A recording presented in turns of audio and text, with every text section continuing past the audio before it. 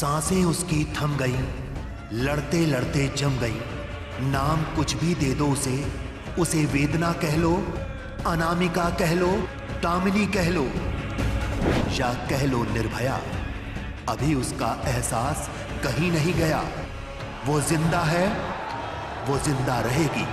वो अपने हर एक जख्म, हर एक दर्द, हर एक सिसकियों का जमाने से हिसाब मांगती रहेगी। वो इंसाफ मांगती रहेगी। वो मुझ में रहेगी, वो तुम में रहेगी, वो हम सब में रहेगी।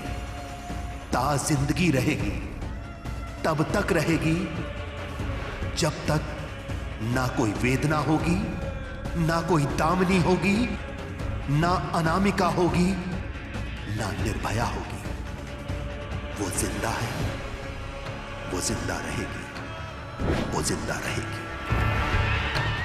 यकीनन वो जिंदा है। हमारे दिलों में वो धड़कती है, मुल्क की धड़कनों में। बेशक हम उसे किसी भी नाम, दामिनी, वेदना, अनामिका या निर्भया से पुकार लें, लेकिन दर्द की तकलीफ तो एक सी है। आज से ठीक 4 साल पहले बेजान दिल्ली में जीने की तलबगार जिंदगी मौत से लड़ते लड़ते खामोश हो गई। आंसुओं में डूबे लफ्ज रो रो कर सुनाते हैं जुल्म की आह में खामोश हुई धड़कनों की तकलीफ। 16 दिसंबर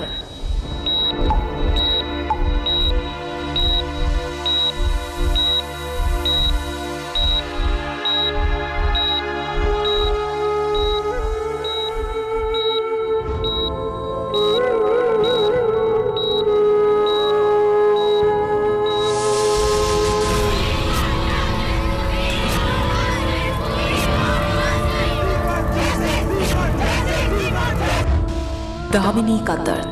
16 दिसंबर आदमजात की सबसे मनहूस तारीख।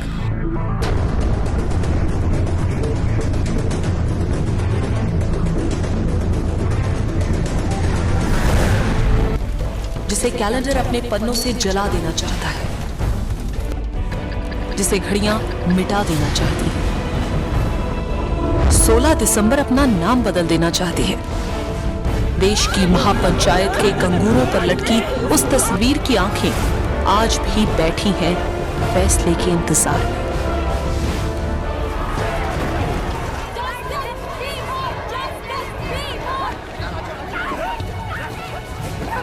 सियासत की गंदी धूल में लिपटी उस मासूम तस्वीर को 4 साल हो गए हैं। हाकिम बदल गए, हुकूमत बदल गई, दरबान बदल गए, फरमान बदल गए, लेकिन दामिनी का दामन आज भी दर्द से भीगा है।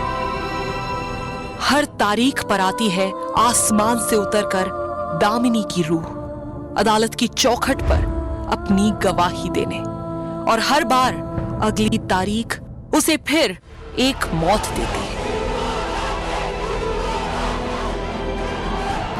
दामिनी की दफन सांसें आज भी अपनी आखिरी ख्वाहिश इंसाफ बताती है। रूह थक चुकी है अदालत के चक्कर काटते काटते। आंखें धुंधली हो गई हैं इंतजार करते करते। धड़कनों को तकलीफ होती है करवट लेने में। उजाले की उस स्याह रात में दुनिया का सबसे घिनौना काम होता रहा, और दिल्ली अपने हुस्न पर नाचती रही। 16 दिसंबर की वो मरी हुई रात, जब पूरा मुल्क ठहर गया था किसी पत्थर की तरह, और बेजान धरती के सीने को रौंदती रही एक बस। हवाएं चीखती रही, आसमान रोता रहा। उजालों ने शर्म से आंखें मीच ली। दिल्ली हाथ पर हाथ धरे बैठी रही। बिटिया बस के भीतर 6 भेड़ियों से मुल्क की आबरू बचाने की जंग लड़ रही थी। बूढ़ी सर्द रात में हाथ जोड़े 6 भेड़ियों से बिटिया जिंदगी की भीख मांगती रही।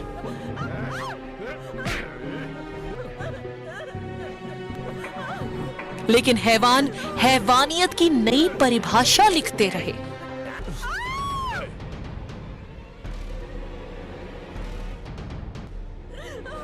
जुल्म और सितम की सारी हदें तोड़ देने के बाद भेड़ियों ने बिटिया को चलती बस से फेंक दिया। सर्द रात में सड़क पर बेसुध पड़ी बिटिया इस लायक भी नहीं बची थी कि वो किसी से मदद मांग सके।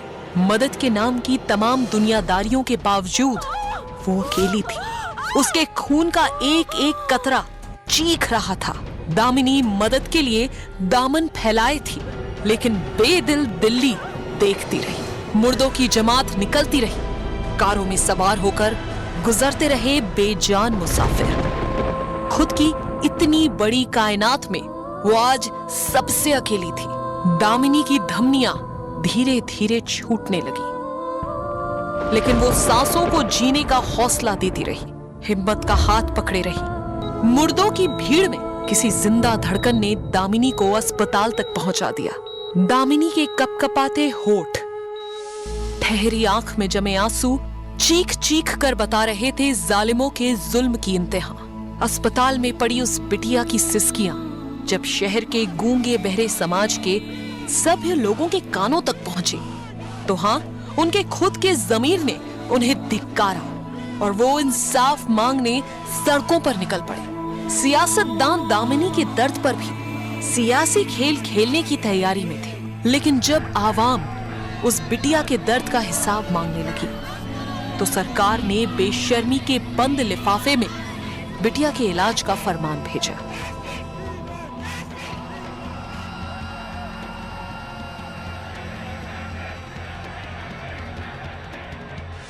और उसे देश के बाहर ले जाया गया।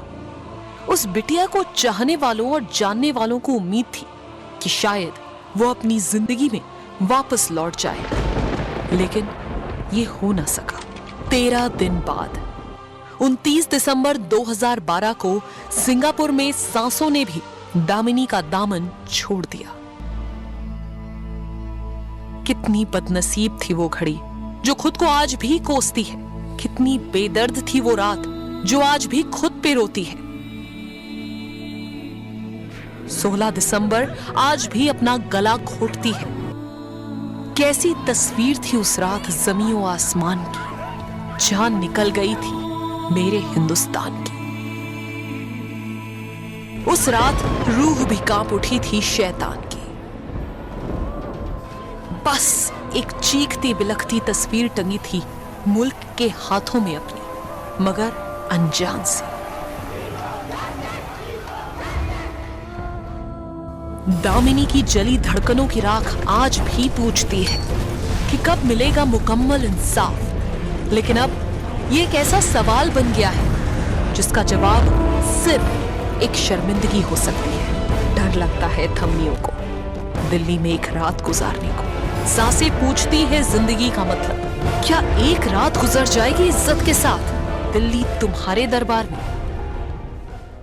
दामिनी उस दर्द की तफसील है जिसे जितना भूला जाए उतना ही होता है। दामिनी उस तकलीफ का नाम है जिसे सोचने से रूह रोती है। चलिए एक क्षमा जलाते हैं दिए की उस अंधेरे के लिए जिसके काले साए के तले सारी रात मुल्क की आबरू लुटती रही।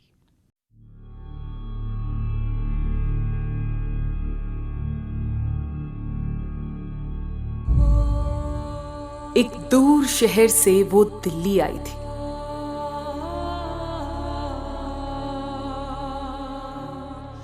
कुछ ख्वाब अधूरे बुनने आई थी। रखती थी चाह वो फलक की। दिल्ली को वो दिल में बसाने आई थी।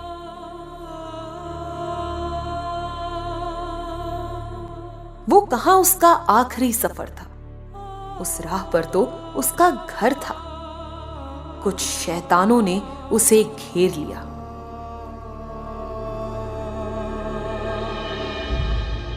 फिर दिल्ली ने भी मुंह फेर लिया। जिस्म का हर हिस्सा वो नोच रहे थे। शैतान बिटिया को चाकू भोंक रहे थे। इतना दर्दनाक वो मंजर था। पूरे बदन में धंसा खंजर था। पड़ा था जमीन पर जिस्म कटा फटा। बिटिया की लाज ना छुपा सका उसका दुपट्टा। हवस की आग में शैतान उसे ताप गए। देख के बिटिया को फरिश्ते भी कांप गए। जुल्म की ना कोई इंतहा बाकी रही, जालिमों को न छोड़ना बिटिया कहती रही। दुनिया का सबसे घिनौना काम वो कर गए। अफसोस गुनहगार बिटिया की कुछ बच गए।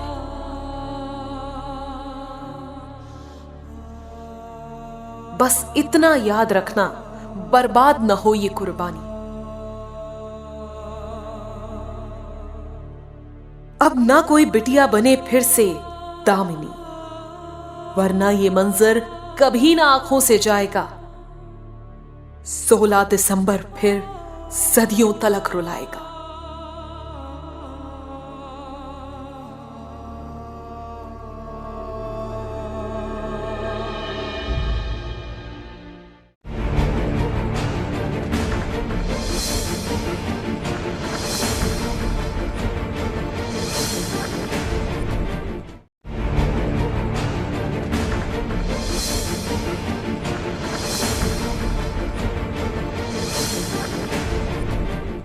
मुसलसल इन हादसों से आंखें रोना भूल गईं।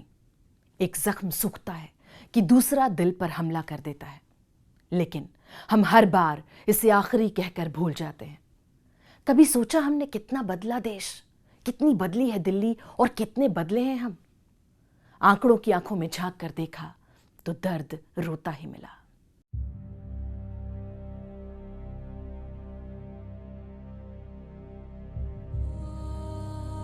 दिसंबर की सर्द रात थी।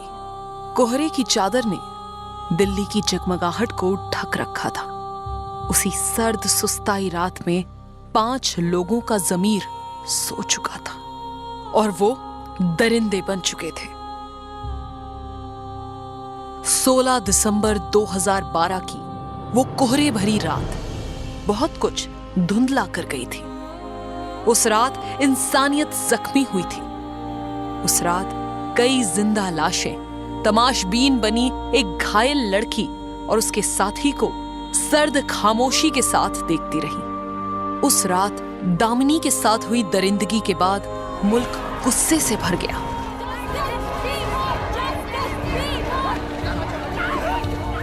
गुस्सा सैलाब की शक्ल में दिल्ली की सड़कों पर बह निकला। वो सैलाब हुकूमत की जड़ों में जिम्मेदारियों के एहसास की नमी छोड़ गया।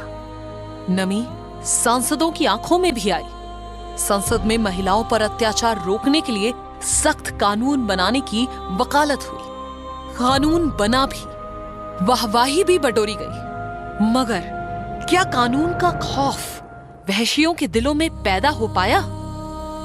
क्या महिलाओं पर हो रहे जुल्मों सितम में कोई कमी आई? 16 दिसंबर 2012 के बाद क्या हुआ? क्या सब कुछ बदल गया? क्या सड़कों पर महिलाएं सुरक्षित हो गईं? क्या घरों में बच्चियों पर जुल्म बंद हो गए? क्या लड़कियों ने बेफिक्र हवा में सांस लेना शुरू कर दिया? क्या महिलाओं पर तानाकशी और गंदी फप्तियां कसनी बंद हो गईं? क्या स्कूल, कॉलेज, दफ्तरों में उनका शारीरिक शोषण होना बंद हो गया? 16 दिसंबर 2012 के बाद आखिर कितना बदला देश? कितनी बदली दिल्ली? क्या वाकई कुछ बदला भी? जी नहीं, न देश बदला, न समाज में छिपे भेड़ियों की सोच बदली। सब कुछ बदस्तूर जारी है।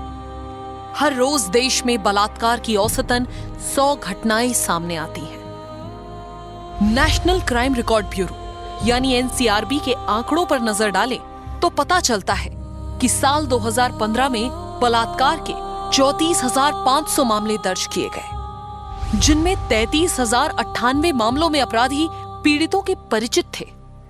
इनमें से लगभग 1700 मामले गैंग रेप के थे। ये वो आंकड़ा है जिसमें रेप की शिकायतें पुलिस थानों तक पहुंची।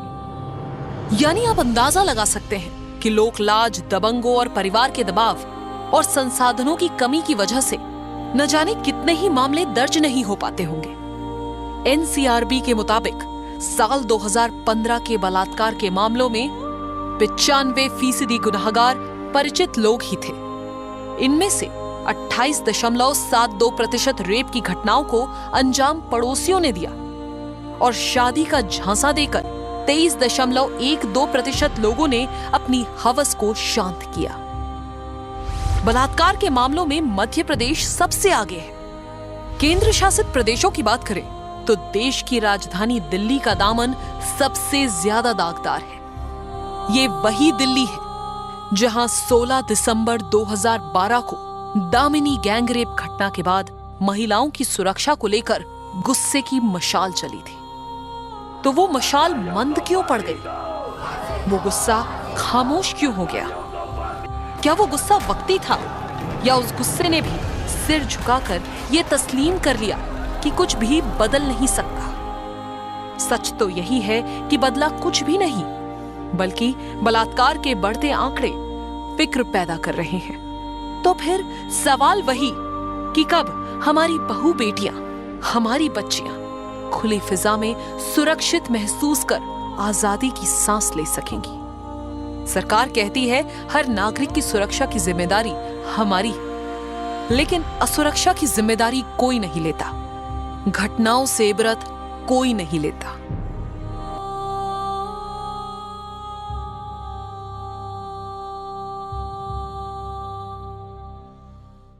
जुल्म की गांठों में कसी वो रूह कहती है कुछ, करती है मुल्क से इल्तिजा कि मेरी सांसों को सुकून नहीं अभी तक। मेरे बाद तुम्हारे हाथों में जलती मेरी कुर्बानी की मशाल तुम्हारे मुल्क में इनकलाब लाएगी। बस मां बहनों की आबरू की खातिर इसे जलाए रखना, वरना ये अंधेरा हमारे वजूद को अंधा कर देगा।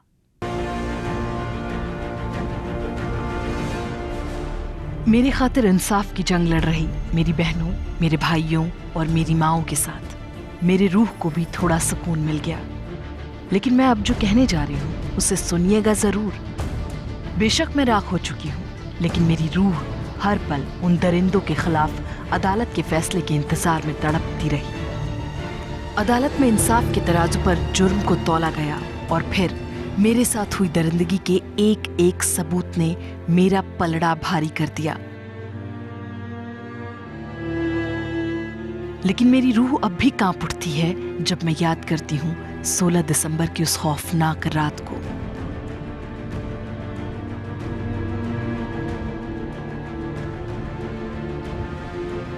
उन दरिंदों में से एक ने तो खुदकुशी कर ली।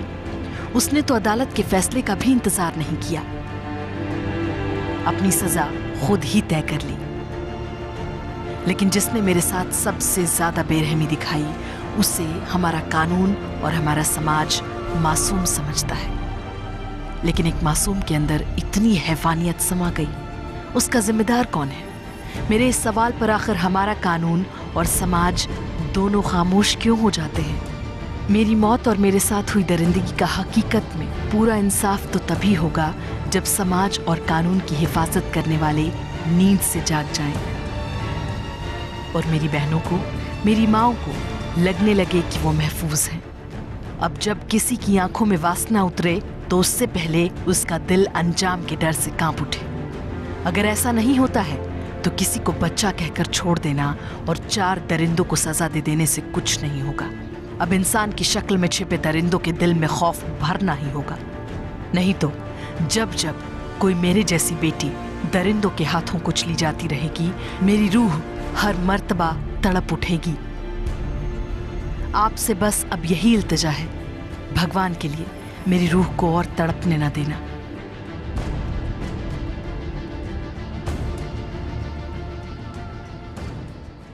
लफ्जों ने मिलकर उस दर्द को गाया है जिससे दामिनी की रूह को कुछ सुकून मिलता है। आवाम को नसीहत और सियासत के बेशर्म चेहरों को वो आंसू जिसमें उनका ज़मीर खुदकुशी करता है। काले शीशे के पीछे जब कोई हरकत होती है तब डर लगता है। इस शहर का हर चेहरा अब बर्बर लगता है। इंसानों की भीड़ में इंसानियत कहीं दिखती नहीं। भीड़ का एक एक चेहरा पहले से बदतर लगता है। खौफ में है हर मासूम, बेबस है सरकार, सिर्फ हैवान ही इस शहर में बेफिक्र और निडर लगता है। रात के अंधेरे में तो डरते थे पहले भी, दिन का उजाला भी बन गया दुश्मन। अब तो सिसकियों और चीखों से भरा हर पहर लगता है। हजारों मासूम आंखें पूछती हैं सवाल, आखिर क्यों बेअसर हैं बाबुल की दुआएं, क्यों बेजुबान है हमारी संसद। जो मंदिर था लोकतंत्र का वही अब भूतों का खंडहर लगता है। हर आहट हैवानों के दस्तक की इत्तला देती है, दरो दीवार पर उनकी तस्वीरें दिखती हैं। रहनुमा भी मुखौटों में कैद है, अब तो अपना घर भी घर नहीं लगता। डंडे, लाठी, फांसी, गोलियां हमें डराने को काफी है। शिकार पर निकले दरिंदों के लिए ये हथियार भी बेअसर लगता है। डरा सहमा सा है आज इस मुल्क का हर इंसान, दहशत में सारा शहर लगता है। मैं भी किसी बेटी का बाप हूं, अब तो इस शहर में डर लगता है, डर लगता है, डर लगता है। मैं बेचैन हूं अपनी बेटी की हिफाजत की खातिर, क्योंकि बेटी कहती है, पापा इस शहर में डर लगता है। दिल्ली की सर्द हवाओं की गवाही में ओस से नम सड़क पर एक रूह फना हुई थी। इस बेदर्द दुनिया की इंसानियत को नकार कर जिसे आज 4 साल गुजर गए, लेकिन मुकम्मल इंसाफ अब तक कानून की किताबों से निकलकर बाहर नहीं आया। हर तारीख एक नई तारीख लेकर इंसाफ का हौसला देती है, लेकिन अदालत की हर फाइल फिर आंखों को आंसुओं के सैलाब से गुजरने का हुक्म सुना जाती है। सिर्फ इसलिए हमने अपनी धड़कती धमनियों का दायरा सिर्फ अपने दिल तक महदूद कर दिया, वरना एक आंसू ही काफी है हाकिम की हुकूमत गिराने के लिए।